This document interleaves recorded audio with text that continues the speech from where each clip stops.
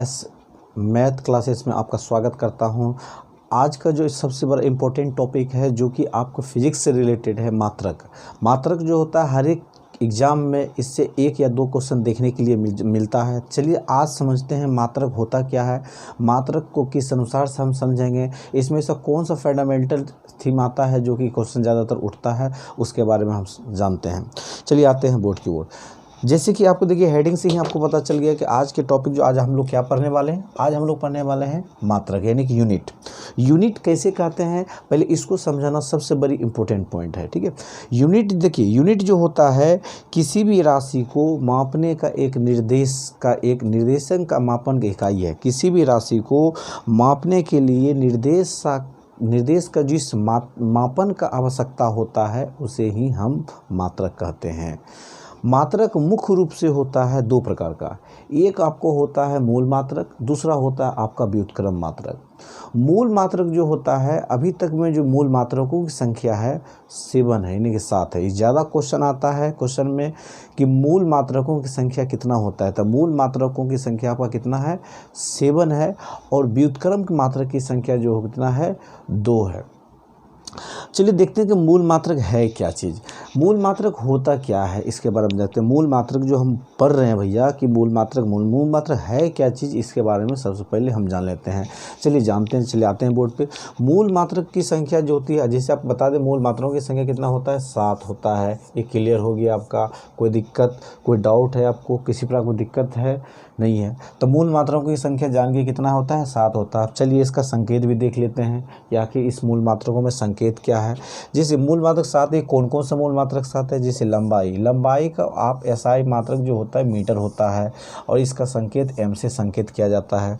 दूसरी बात द्रव्यमान का जो मात्रक होता है वो किलोग्राम होता है, इसको केजी से संकेत किया जाता है। जैसे हो गया समय का मात्रक जो आपका हो जाएगा सेकेंड, इसको हम एस से सूचित करते हैं। ताप का केल्विन होता है, इसको के से सूचित करते हैं। विद्युत धारा जो होता है इसका एम्पियर होता है, इसको ए से सूचित किया जाता है। ज्योति तीव्रता कैंडला होता है, इसको सीडी से सूचित किया जाता है। और पदार्थ की मात्रा को मोल कहते हैं, जिसको MOL से सूचित किया जाता है।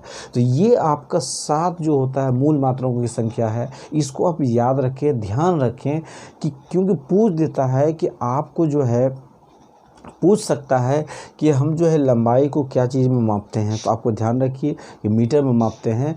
और जो दो आपका जो व्युत्क्रम मात्रक होता है वो होता है आपका रेडियन और स्टेडियम होता है, ये आपको 2 व्युत्क्रम मात्रक होता है। और भी कुछ जो इम्पोर्टेंस इसमें पॉइंट है, जैसे कि दूरी मापने की इकाई जो होता है, मापने की इकाई जो होता है वो प्रकाश वर्ष में मापा जाता है। किसी भी दूरी को, यानी कि दूरी मापने की इकाई बहुत बड़ी लंबाई को मापने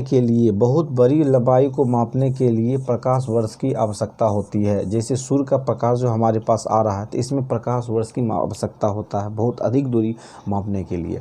उसी प्रकार से अगर लंबाई में भी अगर दूरी मापने की जो सबसे बड़ी इकाई है, इससे भी बड़ी इकाई जो प्रकाश वर्ष से जो बड़ी है, उसको आप पारसेक बोलते हैं। और एक जान लीजिए, एक प्रकाश वर्ष बराबर आपको होता कितना, एक प्रकाश वर्ष 9.46 × 10⁻15 मीटर होता है। एक प्रकाश वर्ष बराबर हो जाएगा 9.46 × 10⁻15 मीटर, एक प्रकाश वर्ष बराबर होता है। दूरी मापने की जो सबसे बड़ी इकाई है ये पारसेक होता है। पारसेक दूरी मापने की सबसे बड़ी इकाई है, और एक पारसेक बराबर जो होता है 3.26 प्रकाश वर्ष के बराबर होता है। ये जो होता है एक पारसेक पर 3.6 प्रकाश वर्ष के बराबर होता है। बल्कि जो एसआई मात्रा यानी सीजी में जो सेंटीग्रेड जो ग्राम पर सेकेंड, सेंटीमीटर ग्राम पर सेकेंड पद्धति में जो होता है, बल का एसआई मात्रक डाइन होता है। वेरी वेरी इंपॉर्टेंट है दोस्तों, ये वेरी वेरी इंपॉर्टेंट है, डाइन होता है। और कर का जो एसआई मात्रक होता है वो जूल में होता है। जो 1 न्यूटन बराबर 10⁵ डाइन होता है। अगर डाइन में पूछे तो 1 न्यूटन बराबर होगा 10⁵ डाइन हो जाएगा। वहीं अगर कार्य की जो एसआई मात्रक होता है जूल, 1 जूल बराबर 10⁻7 अर्घ के बराबर होता है। तो आप इसमें जो इम्पोर्टेंट आपको ध्यान रखना है, सबसे पहले ध्यान रखना है कि मूल मात्राओं की संख्या होती कितना है। तो मूल मात्राओं की संख्या आपको हो जाएगा 7। उसके बाद आपको व्युत्क्रम मात्रक कितना होता है, व्युत्क्रम मात्रक हो जाएगा 2, वो हो जाएगा रेडियम और स्टेडियम हो जाएगा। उसके बाद आपको याद रखना है क्या कि मूल मात्राओं की जो संख्या जो होता है वो है क्या चीज़, वो हो जाएगा आपका मीटर हो जाएगा, द्रव्यमान हो जाएगा, समय हो जाएगा, तापमान हो जाएगा, विद्युत धारा हो जाएगा, ज्योति तीव्रता हो जाएगा, पदार्थ की मात्रा को हो जाएगा। इसमें जो आपको बता दे रहे हैं, इसमें भी लो, इसमें भी बता देते हैं कि सबसे इम्पोर्टेंट चीज़ याद क्या रखना है, इसमें रखना है पदार्थ की मात्रा, जो वेरी वेरी इंपॉर्टेंट है, ये आपको मोल कहते हैं। उसी प्रकार से आपको याद रखना है इसमें कि विद्युत धारा का जो एसआई मात्रक होता है क्या होता है, एम्पियर होता है। ये सब क्वेश्चन जो सटीक क्वेश्चन है, ये हमेशा पूछने का क्वेश्चन है, ये हर एक एग्जाम के व्यू से ही ये पूछा जाता है, तो इसको आपको ध्यान रखिए। उसके बाद आपको याद रखना है कि न्यूटन जो सबसे दूरी जो मापने की इकाई क्या है, तो सबसे दूरी मापने की इकाई आपका क्या है, वो प्रकाश वर्ष है। और इस सबसे दूरी, इससे भी दूरी अगर ज़्यादा मापने की इकाई हो जाएगा तो ये पारसेक हो जाएगा। आपको ये भी ध्यान रखना पड़ेगा कि 1 न्यूटन बराबर 1 पारसेक बराबर जो होता है 3.26 प्रकाश वर्ष होता है, और 1 प्रकाश वर्ष बराबर होता है 9.46 गुना 10⁻8 10⁻15 मीटर होता है। तो इसको एक कुछ फैक्ट पॉइंट है, इसको ध्यान में रखिए। और भी कुछ 10 के घात वाला कुछ आपका मान है, उसको भी याद रखना पड़ेगा। 10 के घात यानी कि जैसे कि हम पढ़ते हैं, आप जैसे पढ़ते हैं exa, penta, tera, giga, mega, kilo, hecto, deca, तो इसको भी याद रखिए कि अगर एक्का बोले 10⁻ हो जाएगा 18 हो जाएगा, पेंटा बोले 10⁻15 हो जाएगा, टेरा 10⁻12 हो जाएगा, गीगा 10⁻9 हो जाएगा, मेगा बोले 10⁻6 हो जाएगा, और किलो बोले 10⁻3 हो जाएगा, और हेक्टो बोले 10⁻2 हो जाएगा, और डेका बोले 10⁻1 हो जाएगा। ये सारा चीज़ को जो 10 का घात वाला चीज़ है, ये याद रखिए।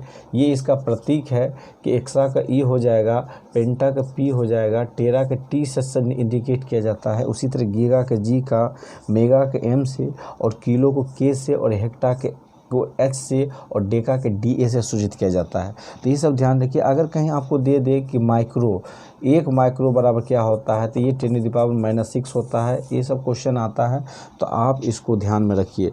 देखिए, ये छोटा सा पॉइंट था मात्रक जो कि हम लोग जो इम्पोर्टेंट पॉइंट्स जो बनता है इसमें, हमने उस इम्पोर्टेंस पॉइंट को डिस्कस किए।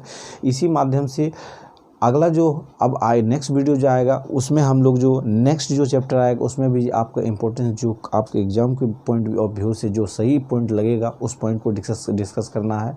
और सब जितना सिलेबस में है सभी को एक बार रिवाइज कर लेना है, ताकि अब की बार हम लोग का जो ग्रुप डी हो पूरा ही जोर शोर से तैयारी करना है। Thank you for watching.